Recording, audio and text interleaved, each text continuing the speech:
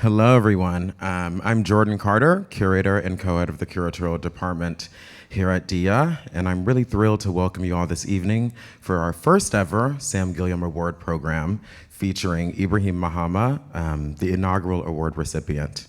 And I want to begin with giving a bit of background on the Sam Gilliam Award before I hand things over to Ibrahim.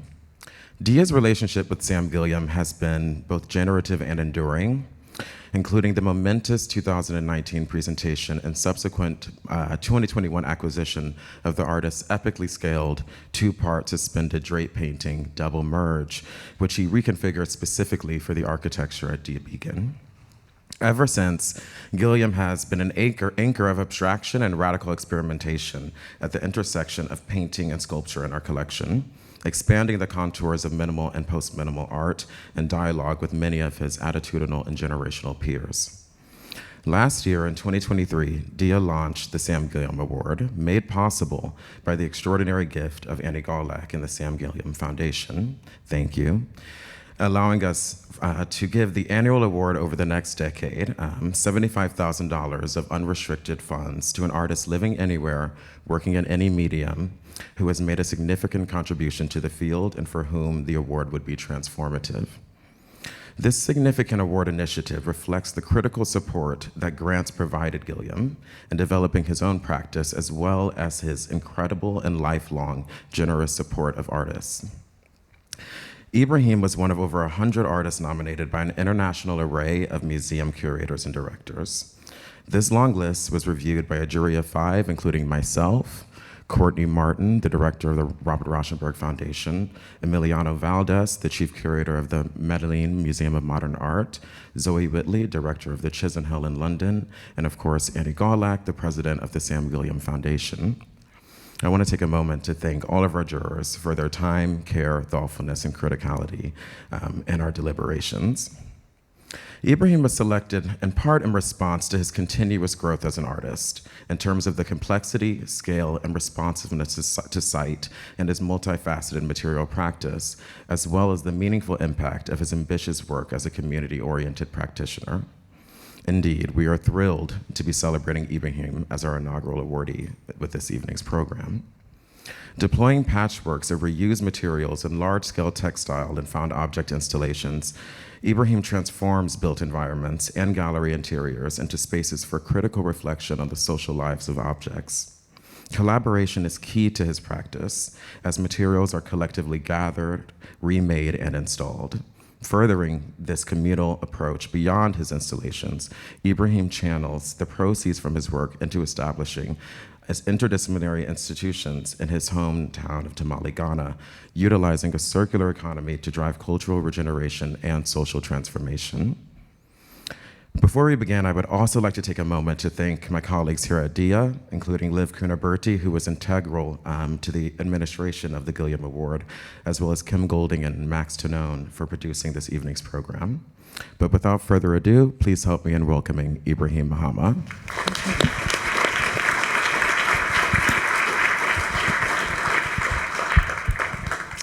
Hello, hi, good evening to all of you.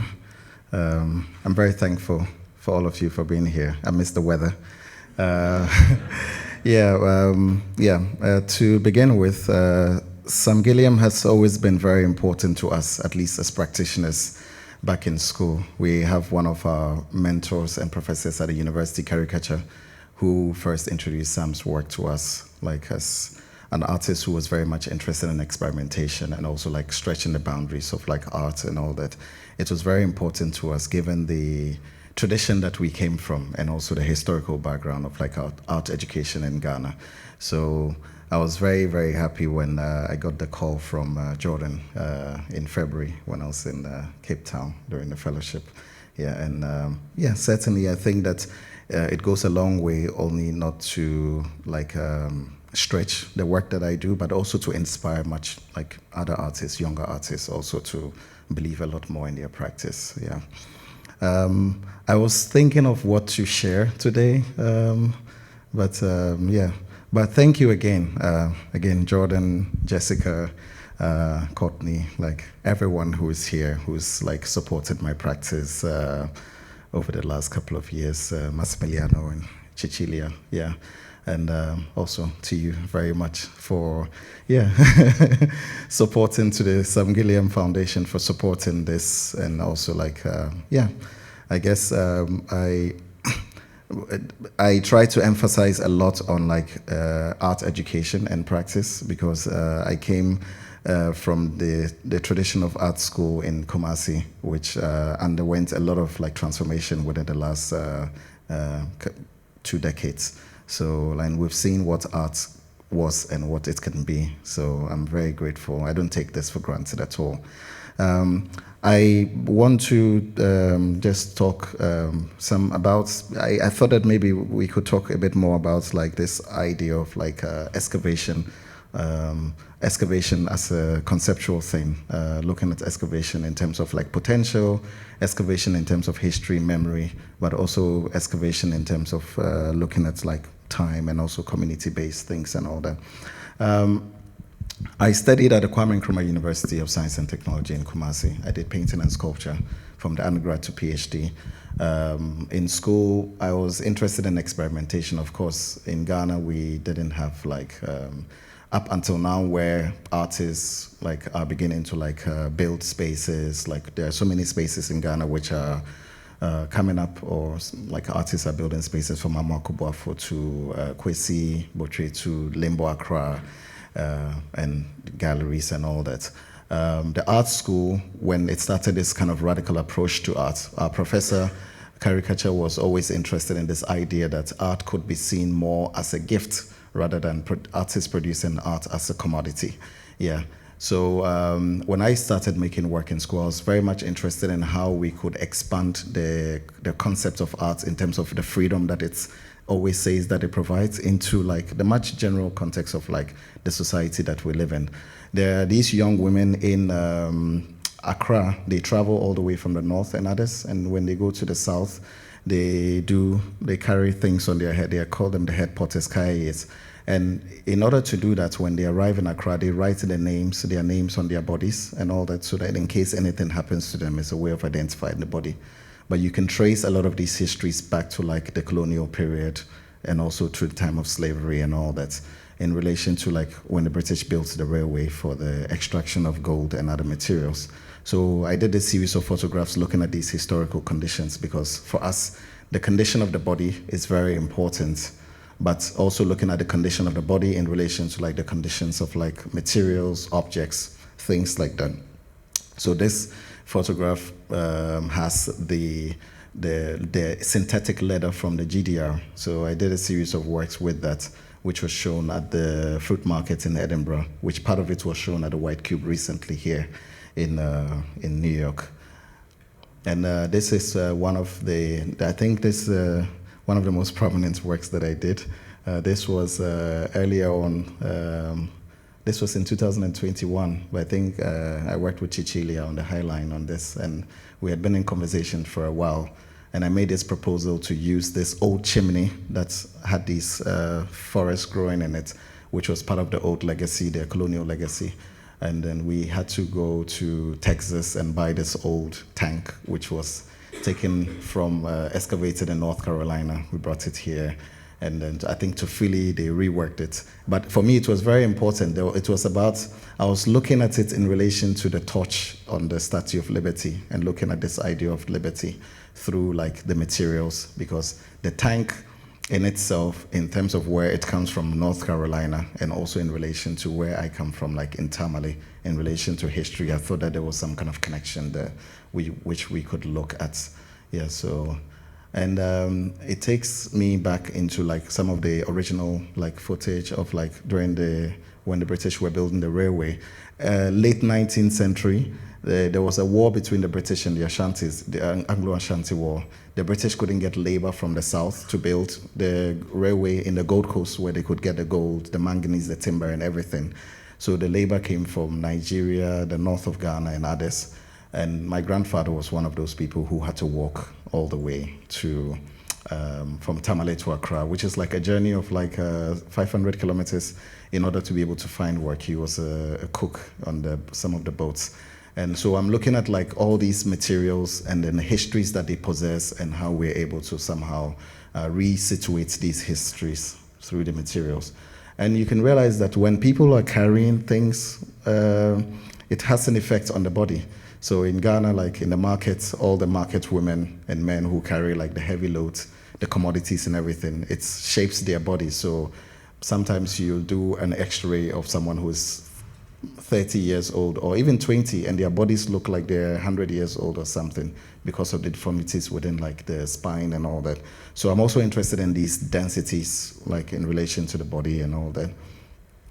And I like to make notes in relation to like the body, like the men carrying the rail lines, the old trains, and the marketscapes. So I used to, in the early part of my practice, I would go to the old bridges and old sites, and I would use them as studio spaces. I like the idea that the artist studio is not something fixed, and then I can go to the market and then use the market space, and then use the residues within the market to produce, or an old bridge with a very specific history and all that.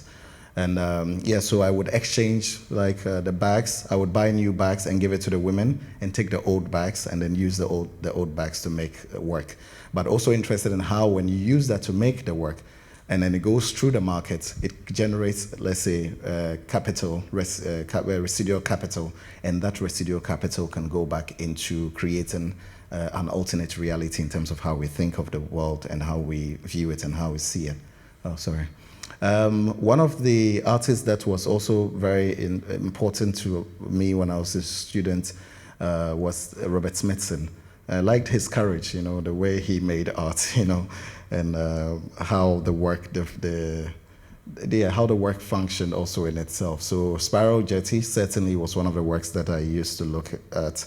It's rather unfortunate he passed away quite too early, but I thought that a lot of his works were quite very inspiring.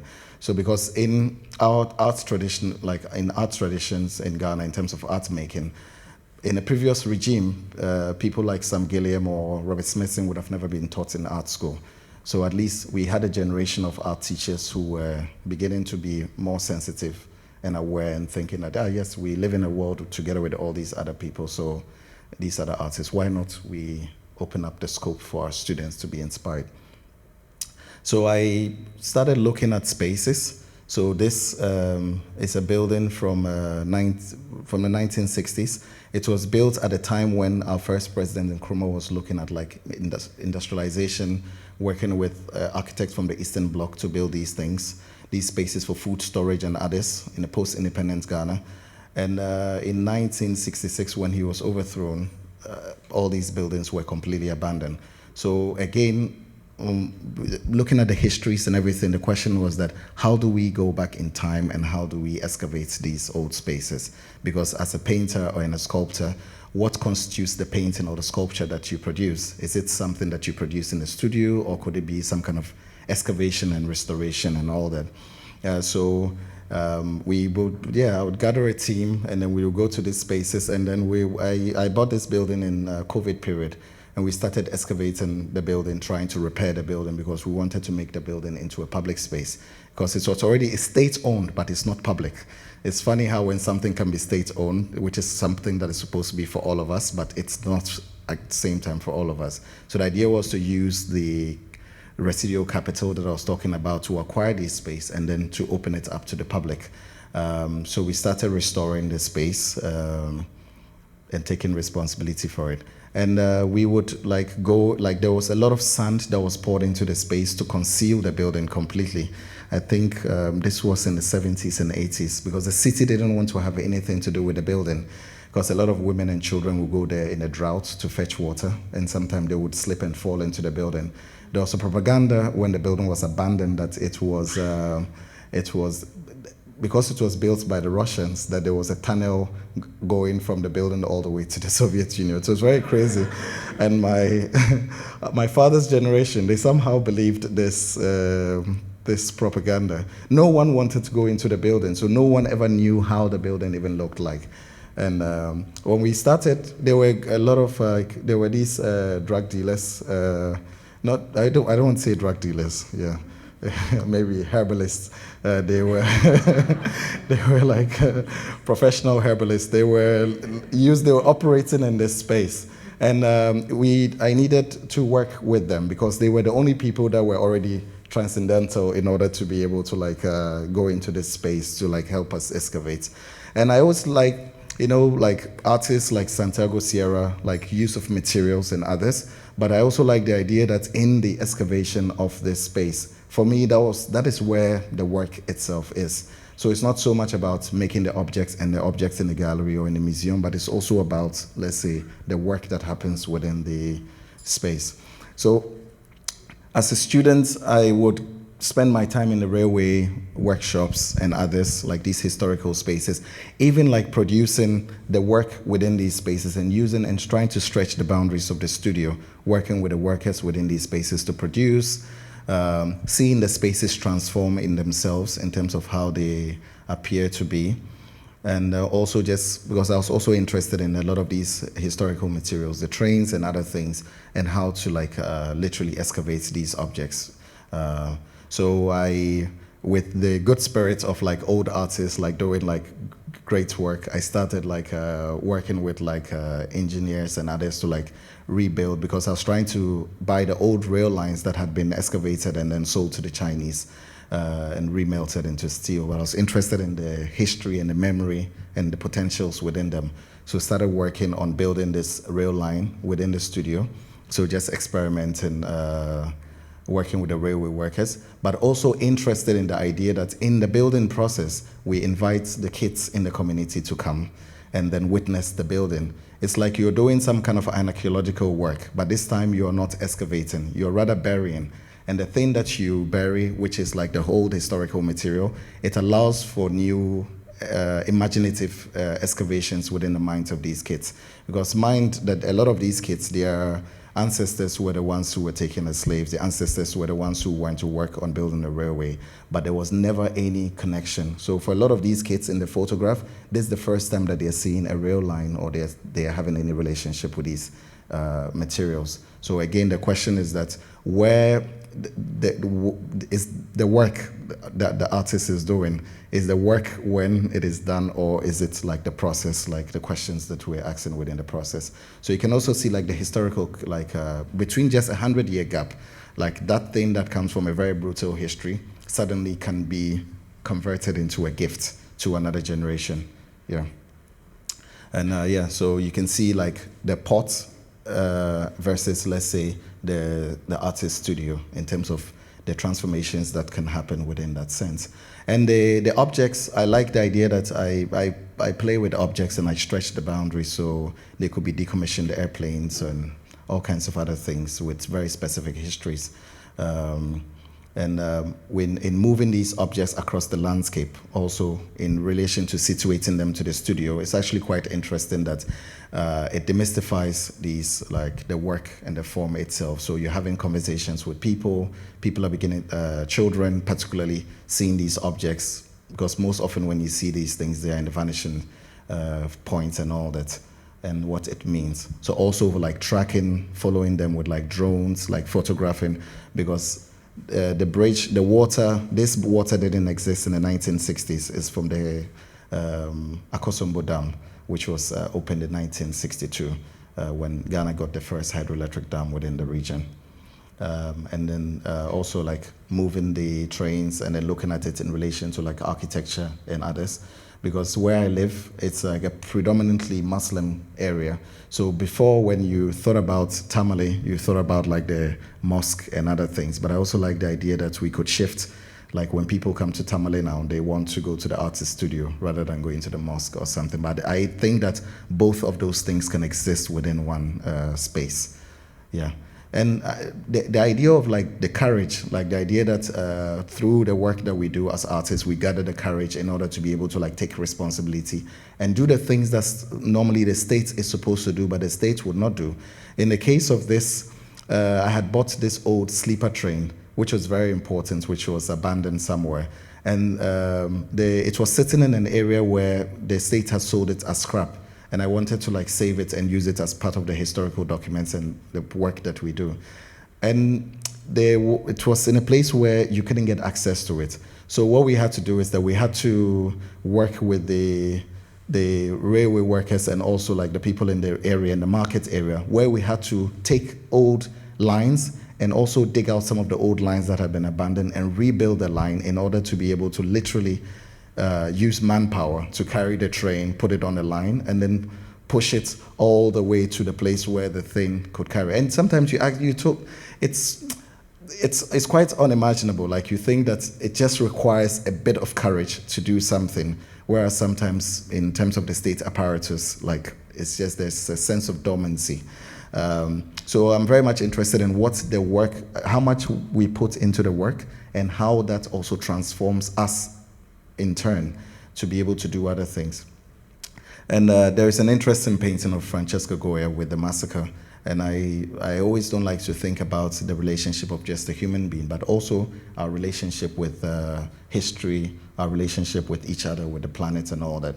So a lot of these, like one of these trains had been cut into pieces, but the idea of like even making a sculpture as an artist and then working with people to rebuild these things, even at the point of destruction, is one of the things that I'm interested in. Or even when we bring the objects to the studio, I like to give the school kids tours of almost as if they were like, it's an archive. So they come, we're talking about like scars and other things. And it's almost sometimes impossible for them to believe, like, because for them, a lot of them, this is the first time they're witnessing these objects.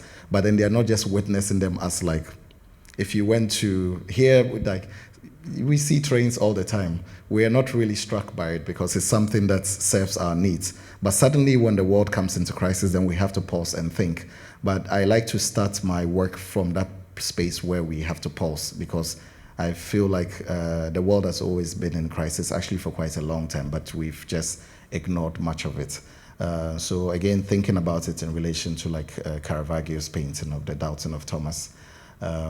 And then this is just images of the studio where like we have school kids. So you see that predominantly like some of them are like dressed in veils, so Muslim communities and all that. And thinking about the process, so not just the artists making the work in isolation, but also sharing the process with like the visitors, the school kids, as the work in itself. And you can see like a lot of the school, the uniform that the kids are wearing, these are like old uniforms that goes back also to the colonial period. And some of these trains, one of them is an old British train, and the other one is like a German train also. But to think about the fact that we're dealing with the legacy, like certain legacies in relation to the condition of the body. So, and I think it's through the artist studio, because you'll not go to a railway museum and then have this opportunity to sit on these objects and things like that. And I'm always thinking about how art is able to like open up these forms, and also how it just allows like the kids in the community to witness these, like they're the first points of like the audience, the first audience in terms of the work. And using again, going back to I'm stressing a lot on like the labor in activating these objects like the trains, which possess so much soul, but there might not be an engine or heart in it, and working with the community people to activate these things through a series of performances where we're not inviting anyone to come and see the performance. It's just the work itself. It's a relationship that we're trying to establish between these objects and then the people within the landscape. Again, like looking at it in relation to the architecture that we've made in ourselves, and then the compositions and all that. And also the relationship with the kids within the landscape. When I remember this day, the only thing I could think about was India, when you see the train coming and yet you only see bodies and you don't see the objects itself. Yeah. So there is a sense of relation with history. Even like in New York itself, when it was being built rapidly in the 20th century, it was the same period when it was the height of the colonial period in terms of extraction. And some of these objects which were produced here for the steel buildings, Empire State and others, were the same type of materials that were used in the colonial project. So again, I would like to think about these legacies, and then also think about ways in which we can renegotiate our positions with the world in time. And now you realize that the airplanes become classrooms, they are demystified, you use the cockpit I don't remember how many of us have been inside a cockpit of an airplane. Yeah, and I like to think that sometimes, even in the most remote place, like in the village, like in Tamale and all that, we're able to like find this, create this space that allows for a certain kind of relation.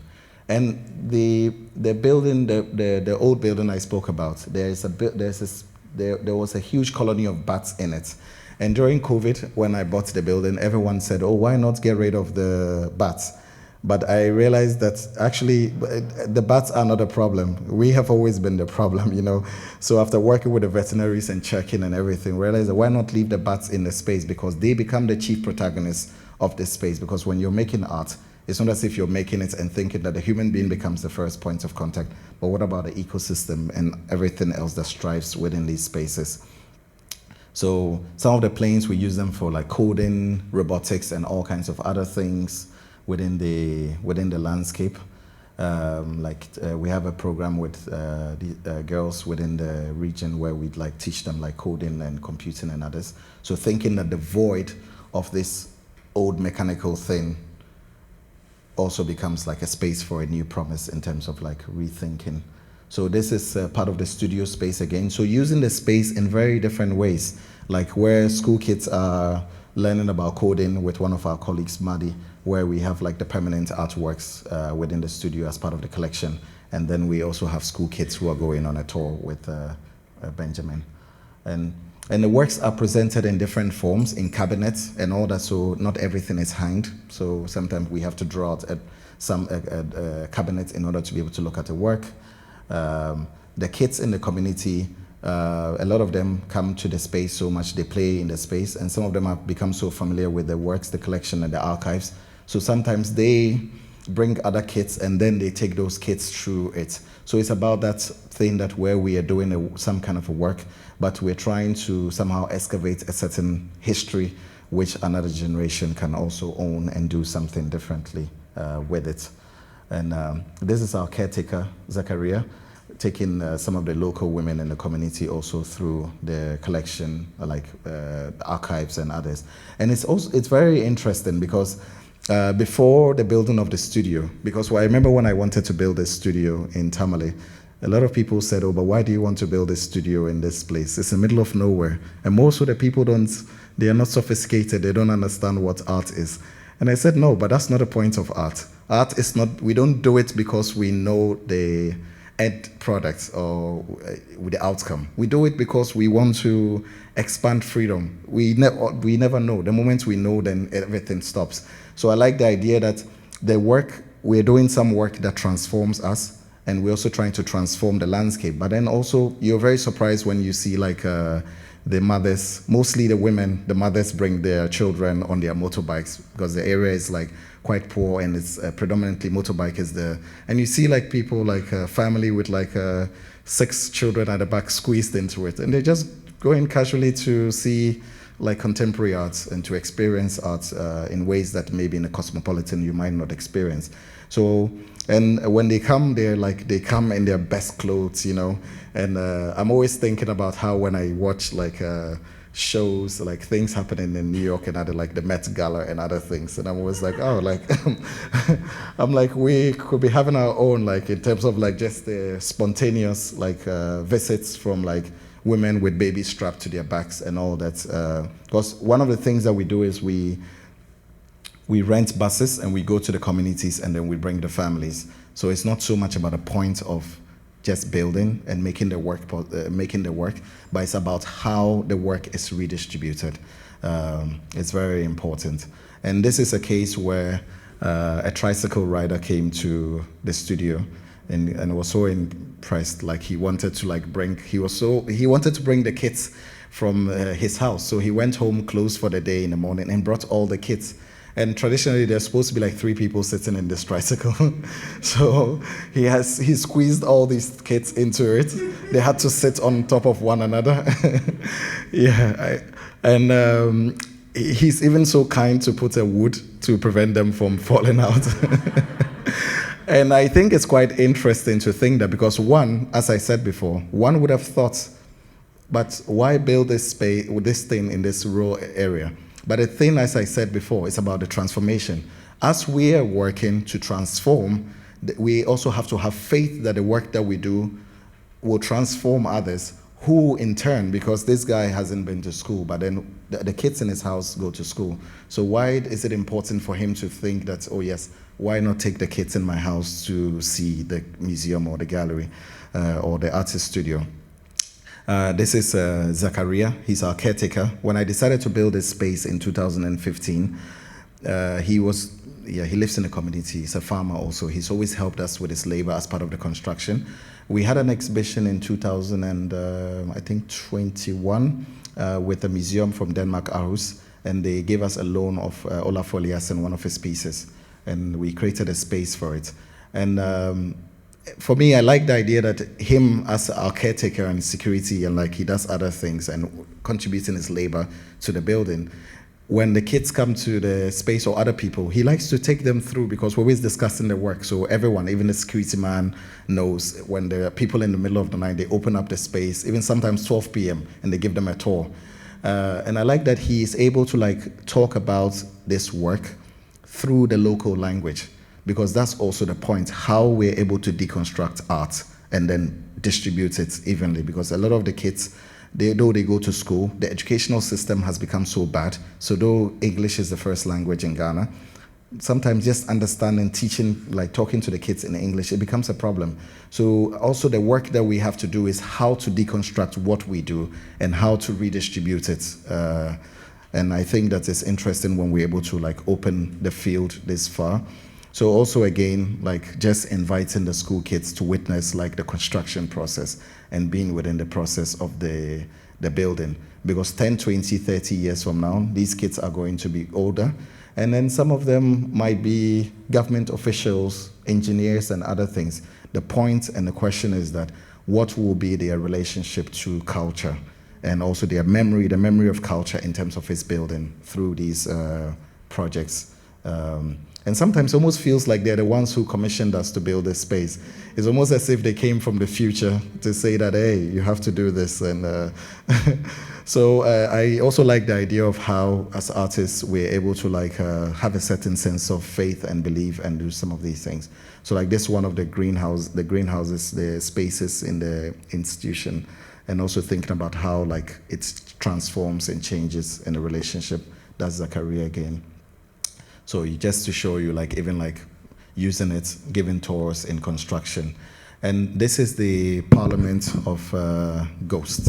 So there is a piece that I did for the Manchester International Festival in 2019, yes. And the idea was to take residue and others to England and produce this parliamentary form. And after the exhibition, I decided, why not build this as an architectural space in Tamale?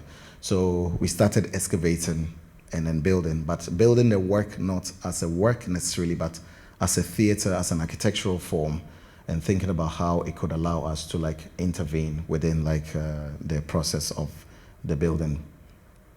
So we would, because of the architecture, the space will collect water in the raining season, and we would use the same rain to build the space. So in turn, the space itself was collecting resources for us to be able to use there, and also again how to engage like the school kids in tours in the space as even it was being built.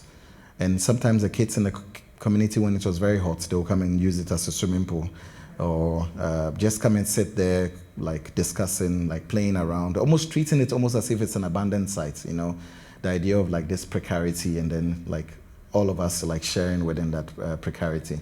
And in this case, you realize that the bricklayers are building the space, the floor at the same time whilst the kids are using it. So I like the idea that we can occupy the building process, and then you also have this group of kids who are like witnessing everything at the same time. And so we've used it in many different forms, like lectures with university students, or like the members of the community, like just visits to the studio, looking at the relationship between the bodies of like the members of the community in relation to objects that they use in their everyday today life, like collecting historical materials like these old furnitures from the colonial period and restoring them. So even using the space as a space of restoration whilst we're even building the space in itself. And this was recently when we did a work with the Polaroid Foundation. They brought the 20 by 24 Polaroid, the first time that it was brought to Africa. We did some work with James Banner, so I did a collaborative piece with him, which was, it's work that has not been shown, it's in Ghana. But again, when the camera came, the first thing I said was that it will be good just to photograph the kids in the community and the farmers and all that, because everyone said, oh, let's invite the minister, let's invite this person. And I said, no, like, let's photograph the kids. It's more important than photographing the minister. The minister doesn't care. But at least the kids, there's a memory that they will grow up with in 50 years to come. They would want to protect this at any cost because it's part of their memory and part of their history.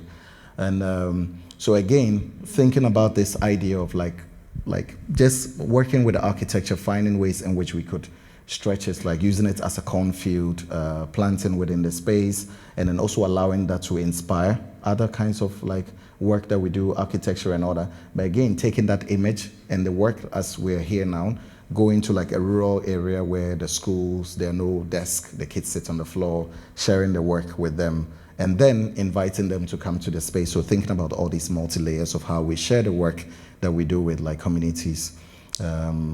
Again, so like just thinking about like materials and its relationship with the space and the potentials that they hold. Also thinking about in relation to like livestock, like all kinds of forms. And also in this case, just thinking about it in relation to the bodies, because a lot of these women, like this is not an exhibition, this is like a form or something we're playing with. And the women who are like we're working with in the studio, they're the ones who get to witness the work, and afterwards the work disappears. So again, as a market space. And I like the idea that one of the men, the man in the front with the cap, he's the bricklayer that's been working with us. And we are building the space as we're using it. So thinking about the idea that the actors are like building the theater as the theater itself. So also like using spaces as we're using them. And one of the works that I did in London at the White Cube, this was in 2021, Capital Corpses. I always like the idea that when I produce work, I like to think that that work, the kids in the community or in Ghana, they have to witness these forms, you know. So I like the idea of how when works are in gallery or museum spaces in the West, they become very sacred, you know. Whereas in Ghana, we're just interested in the freedom that it comes with engaging these works. Like the kids, their parents have machines at home. They sit on the same desk in schools. So suddenly it will be a bit awkward if they come into the space and like, oh, don't touch, don't. But I like the idea that you have to believe that there is, I think we take kids for granted sometimes. We think that they're quite irresponsible, which most of the time they are, but sometimes they surprise you with a bit of and we have to believe more in that sense of responsibility, sharing the work with like a diverse range of like communities and visitors, but also again very important about like the fruit seller and the people that sell actual commodities, like how they engage. Like in this, there is a woman in our community who sells fruits, and she comes around every day to sell fruits in the space, but she literally sells it inside the studio. So when we have visitors, she follows them around. Sometimes they buy the fruit. She puts the fruit on one of the works. She peels it. So thinking about the relationship between the work that we do in relation also to the community itself, and not separating, because in a very traditional context, the painting of the woman with the fruit might be on a wall, but the woman cannot come into the same space where that is with the same condition. And that's where, that's one of the things that I'm interested in. Even within the architecture, I placed some cavity. So a lot of the birds and the bats that are growing extinct because of urbanization, they live within the wall. So it's also thinking about those forms. And this was from the Barbican show, which I rented a stadium in the city in Tamale, so we could use it to make this textile material. and also just looking at the relationship between the textile work, the material in relation to the stadium, and then eventually the work covering like the Barbican. But for me, the work, it's not so much about this, but it's more or less about that also, and the process of it. And without the technology like a drone, we wouldn't see this. The birds are the only ones who would get to enjoy this perspective.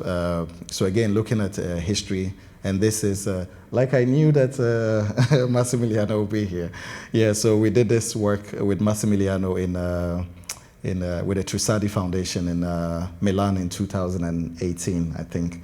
Yeah, it seems like a long time ago. Yeah, but it was quite a very special work, the Porta Venezia. Yeah, so again, thinking about our relationship with materials and sites. And this is the last part where we're looking at like the Savannah Center with the work that we've done with like artists like Kofi Dos and Ajman Osei. So historically, again, due to the lack of institutions and all that, the Savannah Center was the first studio I started working on and converted it into an institution so we could allow for a certain kind of excavation of like historical practices and all that. And we bring together like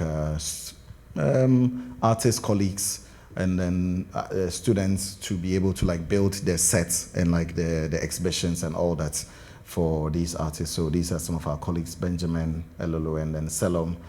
So all of us studied at the university. So the idea that we think that it's not just about making our work, but also making work that somehow does these excavations. These are images from like the first exhibition and also like a lot of the work from the 20th century that we showed. And this is the show from Ajman Osei, where we covered the entire floor in like soil, which we got from the communities. So, yeah. And this is at Red Clay, where we're doing like workshops, drawing workshops and all kinds of other things with our director. And also like doing workshops with like the furniture, like that I've collected historical furniture and all that. So again, Dawson versus like the younger kids. A lot of these generations, there was never really that connection between older and younger generation. And I think that is the thing that is important, how to collapse the time and the space between these generations. And this is our current exhibition with James Bano, the photographer, the space, and also like commissioning younger artists to do works which take on a very different form, and also the artists like experimenting within these spaces, like trying out things that maybe traditionally in the museum, like cooking, like using fire. I remember like some of the museum will say, oh yeah, but we cannot use fire in the museum. But in the context of Ghana, we're like, it's so hot. Like when I left home, it was like 40 degrees. So you can't be possibly complaining about heat in this situation. And this is one of the spaces where we currently have an exhibition curated by one of our colleagues, Robin Riskin. And when we first showed work in that space, it was an open roof. So I like the idea that we can use the same space in, like as I was showing with the parliament, like using it as we're building it to commission artists' works and others, and versus now with Jojo Abdallah's exhibition within the same space. So again, what's the relationship between the work that we're doing with the younger generation, school kids, in relation to the architecture and the studio versus, let's say, their parents, the women within the landscape, or the teachers in these communities who are also like given their own gifts, because a lot of teachers don't like to teach in these kinds of communities because of the level of poverty and then lack of infrastructure. But even some of them would contribute their salaries to buy uniforms for the kids. That's why you see that the uniform is big, because the kids have to wear it till they finish school. You know, so it's like a gift for the future. And I like to think about this sense of gift. It comes in many different forms. And this is the final image, which basically just shows like the current form of the studio in terms of like looking at the trains, the planes, the greenhouse, like the objects that we collect, the residency programs that we're working on, the theater, the archaeological space, residents, farms. So the idea of like using the land itself as a canvas in order to be able to like create something that somehow creates a new premise for artistic practice in terms of like the courage that young artists can like somehow harness in order to be able to make work that changes our perspective of the world that we live in. The image is not just what hangs, but the image is the thing that dwells in us, that allows us to be able to be just within the world that we live in. So thank you.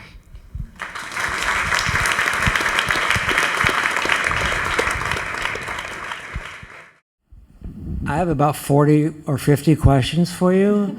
I don't know where to begin here. So are you still doing the jute sacks and draping things as well as all the other things that you're doing? Okay. And this is a really important question for me.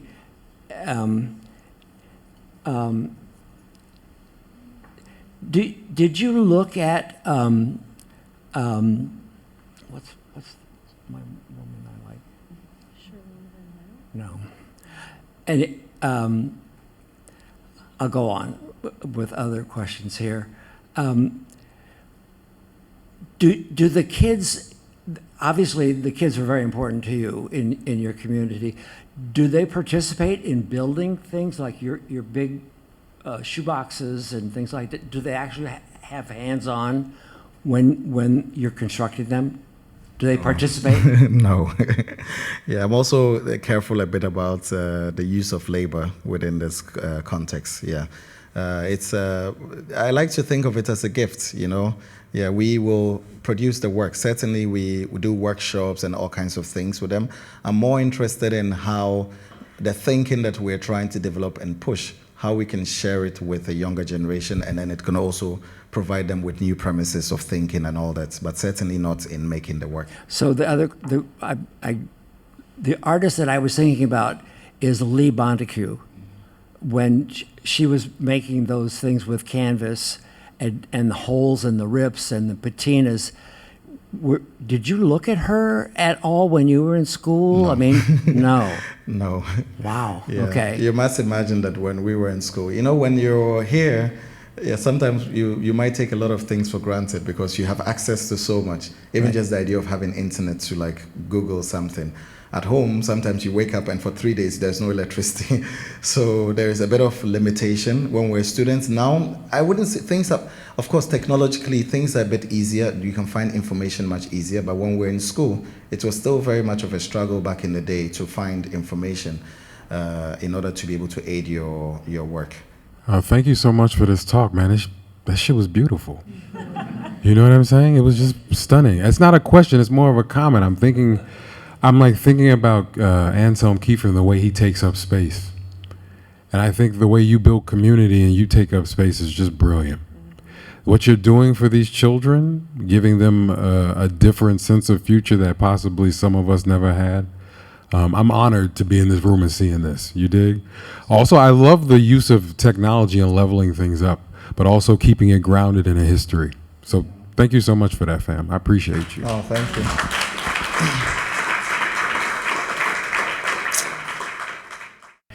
Thank you so much for your amazing work. I just wanted to ask if you ever meet resistance from local communities, and if that happens, how you negotiate and overcome that resistance, or maybe you don't. Well, I wouldn't say local communities. I think people generally in the local communities are very, receptive. They want to see things happen. Also, you know, when, for instance, when you go to see the local, because in Ghana, when you want to buy land, you have to buy it from the chief. The government doesn't own land. The government can only sell you land that has been consigned to them, like they have it in their concession. And so when you buy the land from the chief, and then you go to the government, and then they work on the lease, the deed, and everything for you and all that. So sometimes when you go and then you see the community people, like most of this image that you're seeing on the screen, like at least 70 or 75% of all of this work was done actually since COVID period. Yeah, I built most of this actually since 2020. Yeah, the parliament, together with the greenhouse, all the trains, the planes, everything did not exist before COVID.